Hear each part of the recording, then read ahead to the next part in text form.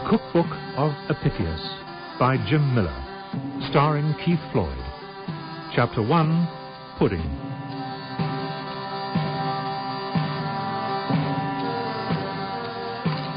Hail and welcome, dear reader, to yet another chapter of the Cookbook of Apicius. You catch myself and my faithful scribe Felix here in our salubrious apartment in Rome on a wonderful December evening. In fact, you've caught me in mid-cook at the moment. I'm preparing what I call a love feast for two. You getting all this, Felix? Yes, sir. You see, it's a perfect meal of intimate snacks for a romantic tete-a-tete. I've a very special lady coming round tonight, and these are some of my ideas for the sorts of light dishes that A, the ladies go for, B, puts them in what you might call an amorous mood, well, for poetry, love odes and what have you, and C, is light enough in case there's any strenuous, well, exercise later on. Poetry, love odes, what have you? Well, I've got to make an effort. Verania's a top-class lady. Hold on. The mice are ready. What I've done here, reader, is prepare a little sweetmeat, which I don't personally go for, but which I know from experience sends the ladies wild. Dormouse on a stick. Dormouse on a what? Dormouse on a stick. We've reared these mice ourselves. Very simple. You get your baby dormouse, stick it alive in a nice little earthenware pot, with a lid obviously, but also a breathing hole. These here I fed on milk, wheat flour and honeyed wine to keep them sweet. The secret is to get them as fat as possible, as young as possible. I waited until the pot didn't rattle when I shook them, meaning your mouse's maximum size, then I drowned the pots in water, smashed them, skinned the mice, and got cooking. Oh, master, that's outrageous. I've been looking after those little blighters thinking they were pets. You told me to keep the lids on because the sunlight was bad for their eyes. They were pets, Felix, they were. But now they're grub. I thought you gave them names and everything. Well, I did. Breakfast, lunch, and supper. Now, reader, if you want the full recipe, it'll be in the snacks section of the book when it's published. But these ones, as I've said, I've already prepared. I drenched them in olive oil, mixed with poppy seeds and pepper. Come on, Felix, get this down. Yes, master. It's a very tender meat and doesn't need much seasoning, and I've grilled them on a metal stick until cooked and a little charred on the outside. This is just the sort of food to get a lady belching. The sort of food to get a lady what? Belching, Felix, belching. That's the way a real lady tells her beau that she appreciates his cooking. A good, loud trumpet from the solar plexus, plus the odd discreet fart. According to Marshall, farting's the latest fashion among the creme de la creme. Charming. Well, I have to keep up with the latest good manners. I'm not some country bumpkin, you know. And when I serve the wine, keep an empty vase handy. There's a good chap. An empty vase? Yes, that's the latest good etiquette. To show the wine so good that you can't bear to leave the room, you get your slave to hold a vase under the table so you can pass water while you keep on coughing. I want Verania to know I'm a gentleman, don't I? Are you sure you want to call this chapter Love Feast for Two, not Last Orgy in Hades? You impotent slave. So I'll just stick these to keep them warm on the thermospodium, that's the warming plate, and serve them with olives and some pickled truffles, which you can buy in. And that's a nice little hors d'oeuvre, what in Latin we call a gastatio. A bit of a talking point for the ladies, I reckon. In fact, maybe I should keep them for breakfast. Breakfast? Got to be prepared, I suppose, Felix, just in case I strike lucky. Excuse me, sir, but the lady who's dining here tonight... Verania, yes? But she's a Vestal Virgin, sir. She's been a Vestal Virgin for 30 years. Was a Vestal Virgin, Felix, was. She retired last week. That's the system here in Rome. They clock the Vestals in at 7, they serve 30 years of devout chastity, then they're free to do whatever they want. Ah, and you reckon she'll be gagging for... Poetry and odes and what have you. I've been practicing my Catullus. Odi et amo. Is that it? Watch it, slave, that's as far as I've got. I hate you and I love you. You're not going to get very far with that. You're not going to get her tunica interior off with that sort of patter, sir. I told you tonight is not supposed to be about the pleasure of the flesh. If I want that, I'll go down to the wolf's den in the Appian Way. And as you know very well, I do not frequent that pit of iniquity. Only because you've been mugged there twice. And guess who has to come down with a fresh toga because you've been robbed while you were busy? Imagine getting your toga nicked while you're... Hey, that's enough, slave. Start dictation at once. What? More Catullus? Yes. He who lives by the pen dies by the pen. What does that mean? It means that if you don't show some respect, I'm going to take that pen and use it to skewer you like I did the dormouse. What's skewer in Greek? Kebab. Use that in the text. Sounds rather good. Dear reader, that's our kebabs ready. Now, as I'm sure you know, the main way to a lady's affections is through pudding. And this recipe I want you to try today is called pear souffle. So get this down, Felix. You need 4 pears, 2 spoonfuls of honey. 4 pears, 2 spoons honey. 2 eggs, some sweet red wine. Eggs, red wine. A pinch of cumin, a pinch of pepper, and olive oil. Okay, Felix? Cumin, pepper, and oil. And a quick slurp of wine, of course. Carthaginian, the best dessert wine.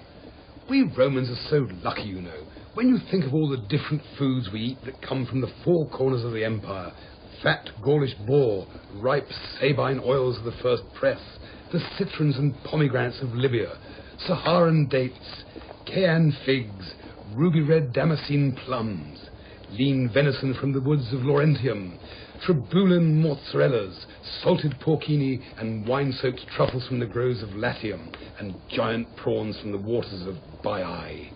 And the porridge oats of Caledonia. You what? That's all I ever get to eat. Oh, do stop whining. So, I've got my pears ready peeled and cored, and I've put them whole in a pan with water which is boiling away. This won't take long. Of course, everyone talks nonsense about the Vestal virgins. This notion that just because they've been celibate for 30 years, they're all dying for it the moment they take off the veil, is to me, well, what's that friendly new word again? Misogynist, Master. Is it? You Greeks have a word for everything, haven't you? Just about, yeah. Except empire, which I believe is a Latin word, Felix. Anyway, the virgins stay celibate for one very good reason: to serve Rome. You see, our belief is that the sacred fire of Vesta cannot be sullied in any way by the spilling of blood. So they've got to stay virgins, haven't they? That's what you call rational. It's not that rational. A girl losing her virginity doesn't have to involve losing blood. I mean, what if the hymen... Felix, you've got a mind like a sewer. I'm trying to cook here. Now, the pears are soft, and I'm pouring off the water, and I'm going to mash them. It's mainly patriotic duty that keeps the Vestals virginal. Also, as it happens, if they are caught, they're publicly beaten with rods by the Pontifex Maximus, then taken in a hearse outside the Colline Gate and buried alive in the field of pollution. Which seems harsh. In fact, Hector, my very good friend and doctor... And drug dealer. And drug dealer, says it's positively cruel. But what else can you do? You can't kill a Vestal. It's spilling blood, profaning the sacred fire, etc. And then you're back where you started, aren't you? Like I say, we Romans are rational whatever else, eh, Felix? Absolutely nothing bonkers about you Romans whatsoever, sir. Now I've mashed the pears and I'm adding the honey, the red wine and the cumin, and gently cooking all this down to a thickish puree. Just leave that there a few minutes. I'm going to serve this with sweet toast, which also involves a lot of honey. As an experienced chef, I've never found 2 substances that go together so well as honey and the ladies. I've never known 2 substances go together like honey and the ladies. Serve the mice tonight, sir. I know what the Lady Verania is having for breakfast. What? You. If I play my dice right. Anyway, I'm breaking this stick of white bread into chunks and dipping them into milk. Basically, all you need for this, Felix, take this as ingredients, are sticks of bread, milk, olive oil, and honey. The thing is, whatever I get from the wife after a divorce settlement, and it won't be a lot, I've got to find someone else. And you can't do better than an ex-Vestal virgin. Apparently they're loaded, what with gifts, offerings, bribes, and what have you. If a Vestal keeps her eyes peeled, she can siphon off a fair few dinars in 30 years. And 30 years without a man. If I'm right, then tonight... She'll have anything in a toga. Exactly. You're quite clued up for a homosexual, Felix. Now, I'm just taking the pear puree off the heat to cool, and heating the olive oil ready for the milk-soaked bread.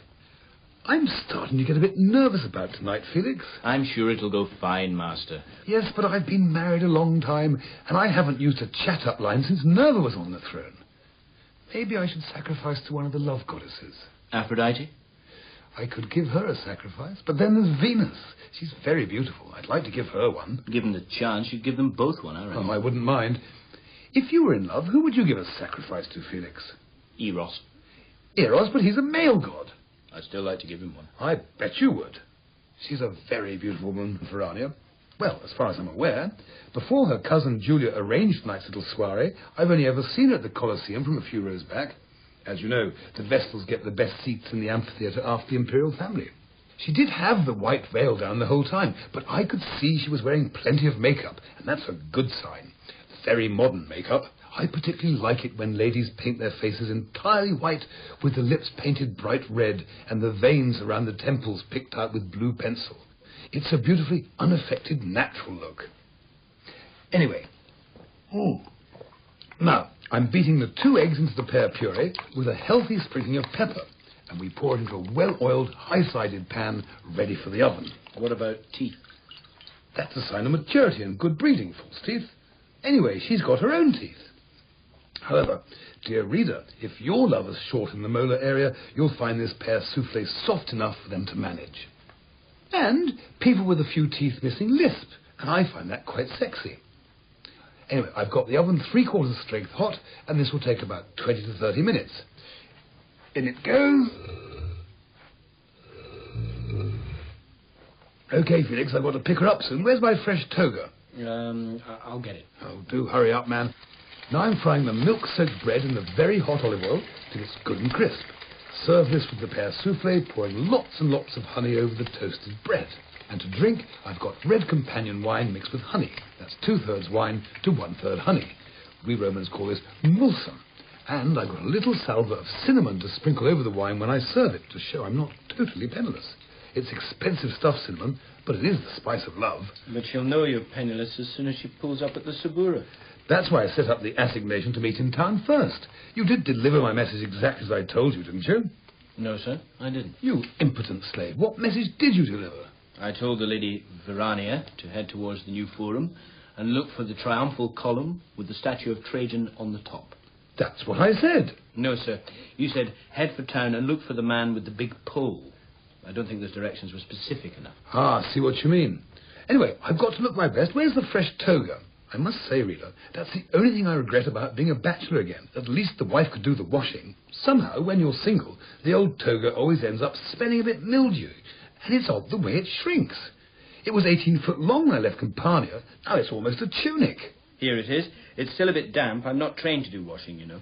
It's very simple, Felix. You go out in the morning to communal jars where the citizens empty their chamber pots. You get some liquid night soil and you bleach the toga in it. Oh, I did that, but apparently after dawn it all officially belongs to the Dyers Guild. Some Praetorian soldier caught me filling my pot up and got the hump. He said, "Are you making fun of the laws of the city of Rome?" I said, "Of course not. I'm just taking the urine." I nearly got arrested. Anyway, give it here. I can still wear it even if it is a bit damp after the rinsing. Rinsing? You didn't tell me to rinse it. I just thought you soaked it in the, you know. You haven't, have you? What do my neighbours drink? Have we got any powdered talcum left? No, I used it to soak up the vomit after last week's orgy. Okay, give me the cinnamon. I'm going to need a good sprinkle.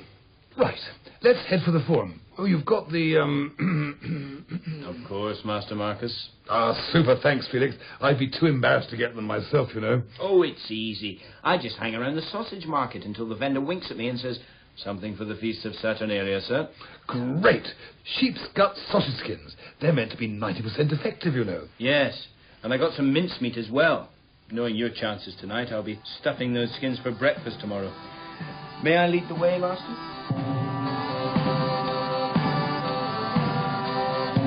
The Cookbook of Apicius starred Keith Floyd as Apicius and Alan Francis as Felix.